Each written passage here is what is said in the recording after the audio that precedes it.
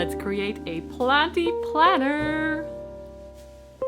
Hey everyone, welcome back to my channel, or if you're new, my name is Rose, my pronouns are she, her, and today we're finally going to create the plant trackers that I've been talking about for a long time. I love using bullet journals, but not for a daily planner or weekly planner. I'm currently using a Archer and Olive B5 dot grid notebook. If you also want to try stuff by Archer and Olive, you can use my code PLANTWITHROSE for a discount. I will also put my link in the description. Their products are super high quality and beautiful. I love them, but they are quite pricey, especially if you are in Europe and have to pay for shipping. Shipping is often as expensive as a planner. My style is mostly scrapbooking, which this I created when I was a little kid with my grandma.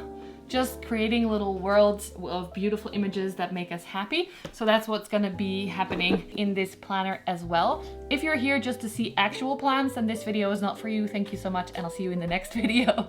If you do like bullet journaling and being creative and having useful tools to track the growth of your plants and everything, then give this video a like and let's get started. And this is my new bullet journal. Of course, I love the color, the turquoise. Let's see, I already wrote my name in it. Also, it has nice golden leaves here. I always skip this first page because it's a little bit annoying with how it's glued together. It doesn't open fully. So the real page is this one, the title page. So I have a whole collection of images that I've collected over here. I have a bunch of houseplants back here, which took forever to collect, by the way. It's been really hard finding nice actual plant pictures.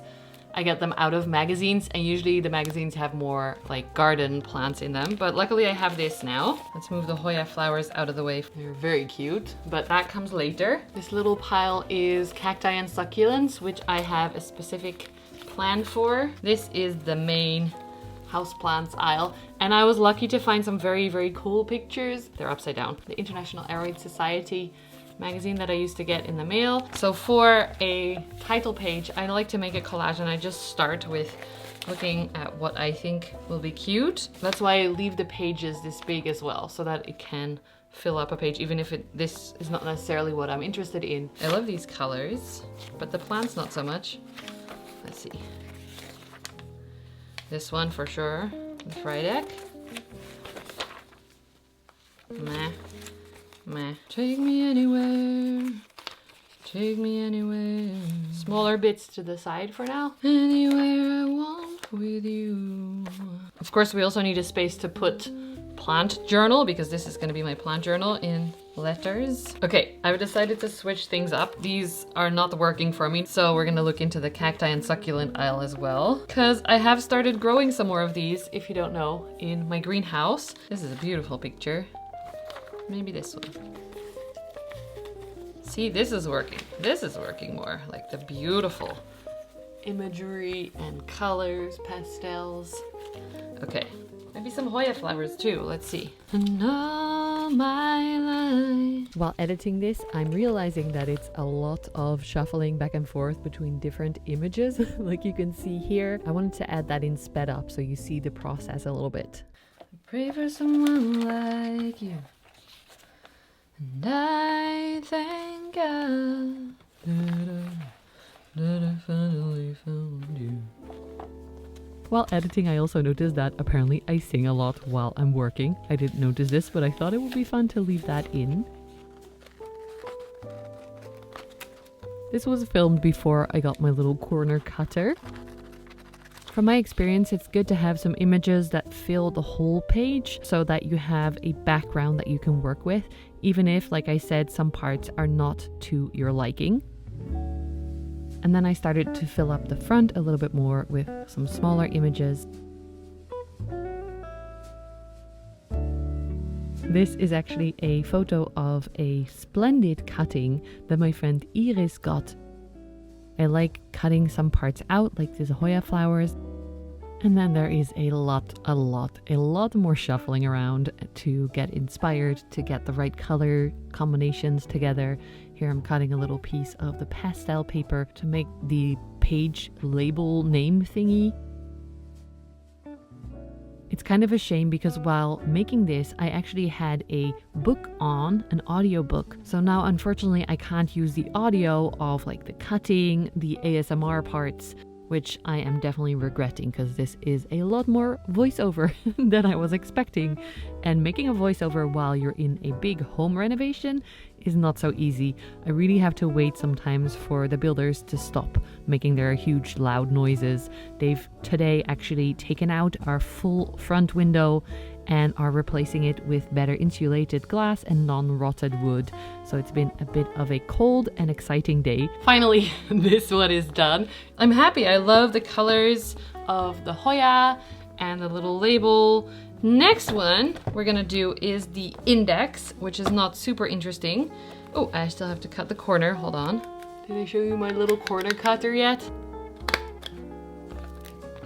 Ooh, so pretty. Okay, I'm gonna do all of them. Okay, so index. Honestly, I don't really use the index very much, also because these pages don't have page numbers that you have to write in yourself. I think it looks cute enough with a few planty images, but mostly you just need to write anyway. So the next plan tracker thingy, a like yearly calendar with when I will water. I'm testing a little bit what to do with these calendars. The circles are not it for me. I was planning to color these in, but I think instead I'm just gonna circle them with the color, and then I use a different color if I have fertilized. Whoops, my camera battery died, but this is what it looks like now. So over here I have the pink for normal watering days, and then the blue for fertilizing. The next two pages I'm keeping free for 2025 and 26, the calendars.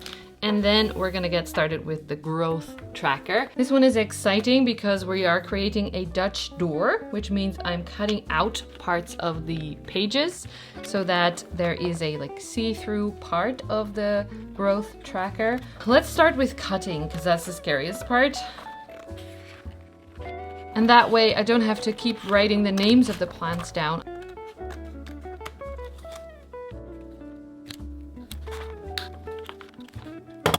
I'm gonna make a title here at the top that you'll be able to see from every page. This is my previous plant tracker. So because some of the plants didn't grow very quickly at all, I have like one tie leaf here, then here, and then again on the next page like here. So that's why I decided to do the Dutch door, that I don't have to rewrite the plant names every time. So this is week numbers. All right. I filled in the plants that I have for now. And actually, since I've written the letters quite small, there's quite a lot of space. On this other side, I'm gonna put what the thingies mean over here or here in the visible part. And I actually use, this is like a little point, which means a new leaf is starting to emerge. I can show you in my old one better. Then I use an open leaf shapey thing to show that the leaf has emerged, like is open or unfurled, and then this is especially for Anthurium, the one where it's hardened off, where it's ready. And I also use, which I have put here in my previous one, a thingy for when I see a peduncle and then when there's a flower opening. And also I wanted to track how long flowers last, but I have a separate thingy for that as well, which you will see in a second.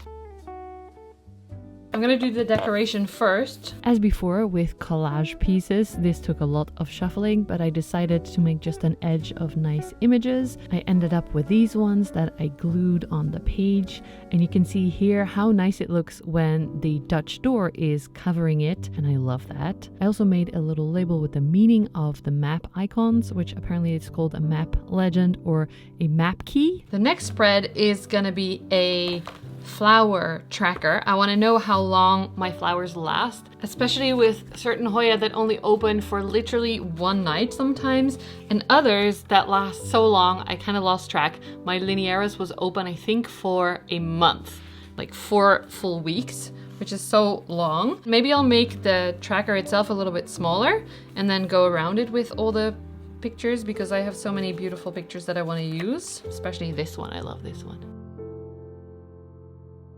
I also have a huge box of washi tapes that could look very cute. Pinky tapes, or the planty tapes over here, or the flowery, this one for sure. Look how cute.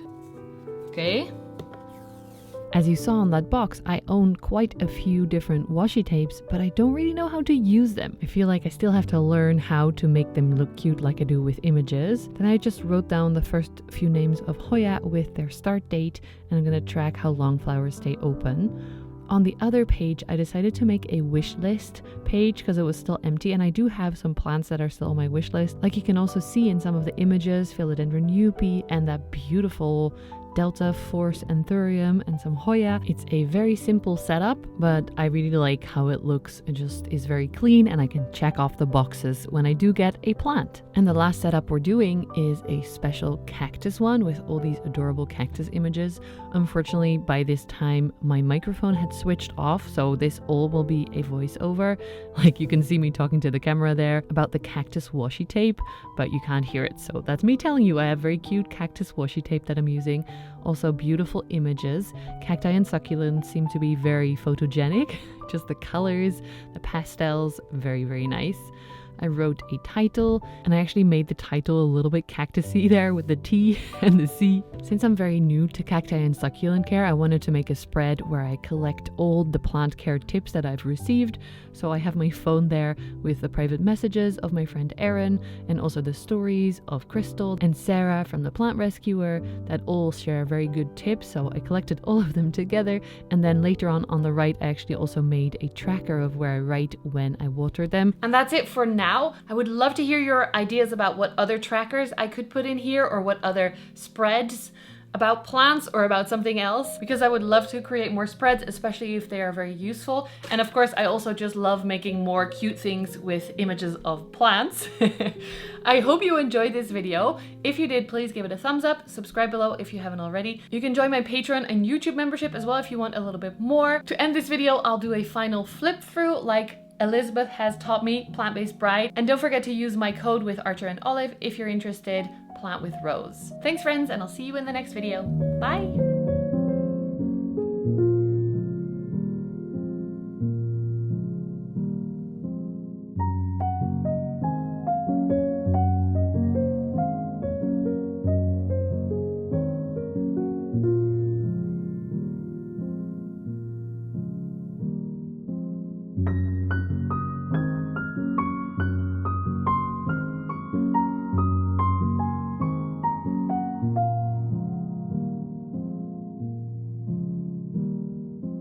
Thank you.